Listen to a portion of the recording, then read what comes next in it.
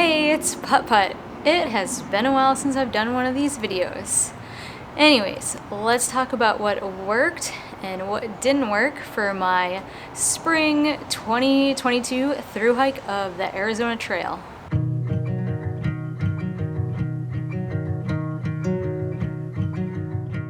So I think the biggest thing that didn't really work out for me was this umbrella. You know, there's a lot of talk about using an umbrella in the desert. It didn't really work for me because it turns out the desert can actually be pretty windy. And that light little umbrella was not very good in the wind. It was also slightly uncomfortable to use. Seems to help a little bit, but it is kind of annoying. It keeps kind of moving around. And so honestly, most of the time I didn't even bother taking it out of my pack to use, even when it was sunny. There were a few occasions on the beginning of the trail where I did use it, and it was nice to have, but honestly, 95% of the time I chose to suffer in the sun instead. So instead of bringing that umbrella, I wish that I had had a sun hoodie. The next thing that I would change if I were to do that all over again, and maybe perhaps on my next through hike, is I would bring my smaller Sony camera instead of this big Canon M50. It's not a ginormous camera, but it's pretty bulky and kind of heavy. So I kind of wish that I had had my little Sony camera. Honestly, for about 90% of the shots, I ended up just using my little iPhone mini. It's the iPhone 13 mini. I used it basically for all the landscape shots because, using this Canon M50 is slightly more complicated. I use this for the tripod shots, like all the shots where you see me walking. But as much as possible, I would just pull out this iPhone because it was super easy, quick to just pull out and take some video. And so I think if I were to do another through hike, I would just use my phone camera and also maybe bring my little Sony camera instead of this bigger, bulkier, heavier camera. Another thing that, I'm not gonna say it didn't work for me, but it didn't work as well for me as I was hoping, was my Tarp Tent Pro Trail tent. It did work for the most part, but there were a lot of areas where the ground was pretty hard, and so it could be hard to get a stake in the ground. And the Pro Trail is not a freestanding tent, so sometimes, after a long day of hiking, the last thing you want to do is be fiddling with your tent. Taking like an hour to set up, trying to figure out how to set up without using stakes. I always got it to work for me, but yeah, like I said, sometimes at the end of the day, it was like, I just want to go to bed. I don't want to take forever setting up my tent. There was one occasion where my tent really didn't work for me. We had a night where it was super windy and it was downpouring, and apparently the dirt patch that I had set up on, when it got waterlogged, it turned into this like soupy, clay, sloppy mess, and apparently the stakes down at the foot ends of my tent had come loose because of this wet, sloppy, soupy mess caused by the rain.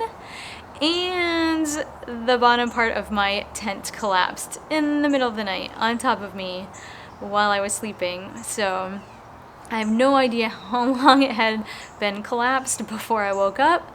But yeah, that was a rough night. A lot of my stuff got wet, and it did take a while to dry out over the next few days. After that happened, when I got to Flagstaff, I did end up replacing that tent. I shipped that tent home and I got myself a freestanding tent. I was like, never again am I gonna have that happen to me. It could have been a lot worse if we had had, like, say, a week of cold rain. I would have been in trouble if that were the case, but it did work out. But I did replace that with a Big Agnes, a copper spur, Totally freestanding, amazing tent. So I think I'll probably be using that freestanding tent on any other upcoming through hikes. Some things that worked really well for me on the trail included these outdoor research sun gloves. They're super airy, lightweight, so you didn't really even notice that you were wearing them, but they kept the back of my hands from getting super burnt. Also, this Thermarest X-Lite women's sleeping pad in combination with this super thin, I think it's an 1/8 inch thin foam pad. This underneath this works out wonderfully. I did use both of those for the entire trail. I didn't get any punctures in my sleeping pad, so I would say that those definitely worked out great for me, and I will continue to use them. Also, with the high R value of the X-Lites, specifically the women's version that I have, a 5.4 R value, it did keep me warm on those super cold nights. We did have a handful of nights that got down to about 20 degrees, so having that high R value was great. As I mentioned when I talked about the cameras, this iPhone 13 mini worked out great for me. I basically took like 90% of my shots with it, and I am definitely going to keep on using this camera.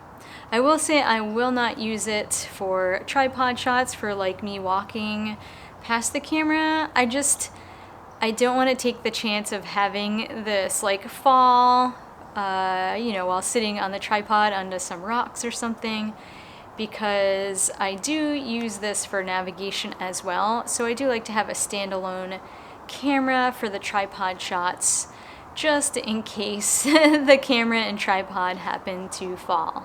I also purchased a Feathered Friends EOS before I hit the trail, and it was amazing. It kept me nice and warm on those cold nights. Like I said, there were a handful of nights where the temperatures were around 20 degrees, so having this instead of just my super light Nano Puff, I was so glad that I had this, because this is so much warmer.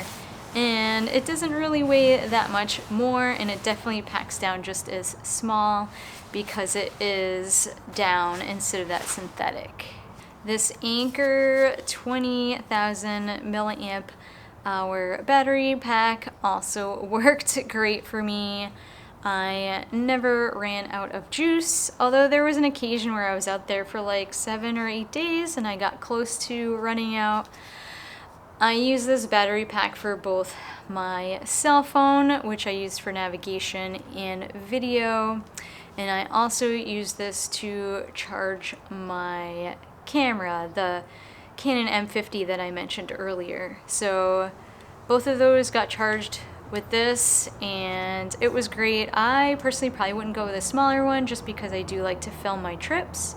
If I wasn't filming my trip, I could probably go with a 10,000 milliamp hour battery pack, but this is great for both camera and cell phone. This Sunday morning's hat worked out great, super meshy. Even this front part is super light. Most hats kind of heat my head up when it gets pretty hot out, but this one was nice and cool and airy. The bill is super flexible, so I could just shove it in my pack if I didn't want to wear it without worrying about ruining that bill. And yeah, it worked out great. Kept the sun out of my eyes and didn't make me feel like my head was overheating. I did use kind of your typical Sawyer squeeze filter on this trip, and it also worked out great for me. It's the regular size Sawyer squeeze, not the mini. Some of the water sources are kind of crummy, and I've heard that the minis clog a lot quicker than these, so I went with this one.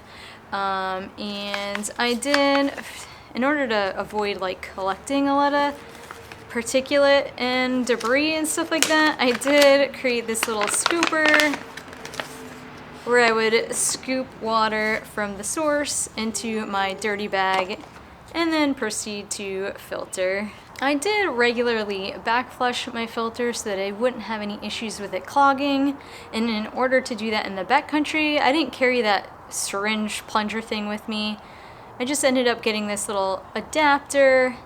You screw one side onto your Sawyer squeeze, this side right here, and you screw the other side into a clean water bottle, like a smart water bottle or something like that. And then you squeeze your clean water bottle and push the water through, and it back flushes your filter for you. So this thing was awesome. It was nice to not have to carry that stupid plunger. Well, alright, that is pretty much the rundown of what worked and what didn't work so well for me on my Arizona Trail through hike. If there's something that I didn't mention and you guys have questions about, just drop them down in the comments and I'll get back to you as soon as I can to get those questions answered. And a quick plug, I am creating an Arizona Trail through hike planner book, so if anybody is interested in something like that, the book is going to talk a lot about logistics and planning and resupply, all those kinds of things. If it's something that you're interested in, you can go check out my website at adventureplusme.com and sign up for the newsletter so that you know when that book comes out. As always, thank you so much for watching, and I hope to see you in the next video.